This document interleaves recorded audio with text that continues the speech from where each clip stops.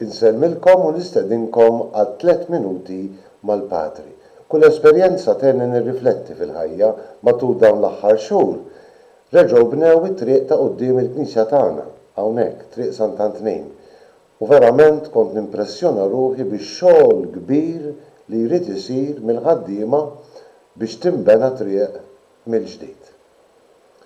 L-ewwel qari tal-lum u l-Vanġelu fil-fatt ikellmuna minn Alla illi jibni triq ġdida. L-ewwel qari huwa meħud minn Iżajija, il-profeta, profeta li jikteb fl-eżilju, eżilju li kien ser jintemm, u meta Iżajija jifraħ bil-faraġ li Alla kien ser jagħti lill-poplu tiegħu, joħroġ dik il-kelma tant sabiħa ripetuta fil-Vanġelu ta' San Mark. Ħejju triq għal-mulej id-drittaw il-modijiet tiegħu.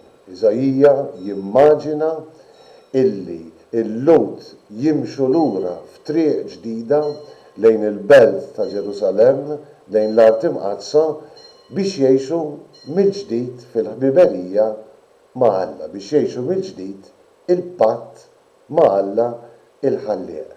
Interessanti kif San Mark japplika dik il-kelma qawwija ta' Iżajija ħejju triq għal-mulej, id-drittaw il-modijiet tiegħu, japplika għal-missjoni profetika ta' Ġwanni il-Battista.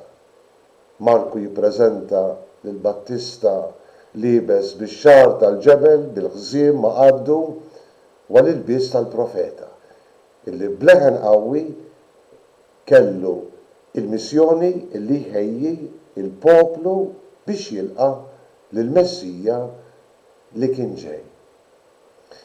Kemm sabiħa d-deskrizzjoni tal-Evanġelista San Mark meta jitkellem il-Battista li mhux biss jippriedka b'kelma qawwija biex iħejji l-qlub, imma jgħaddi wkoll in-nies minn proċess ta' konverżjoni.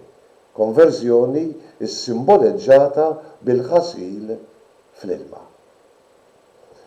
Ġwanni rrid joħloq qlub ġodda biex jilqgħu lil Kristu illi kellu jħabbibna mill-ġdid, b'mod tassew ġdid anzi, ma' Alla il-Missier. Dan ukoll huwa il-messaġġ tat-tieni ħadd tar-Randan. Imsejħin nibnu triq ġdida.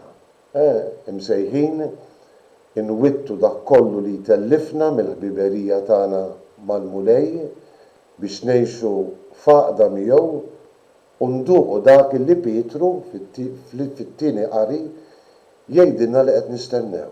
Smewi ġodda u art ġdida. Insellmilkom.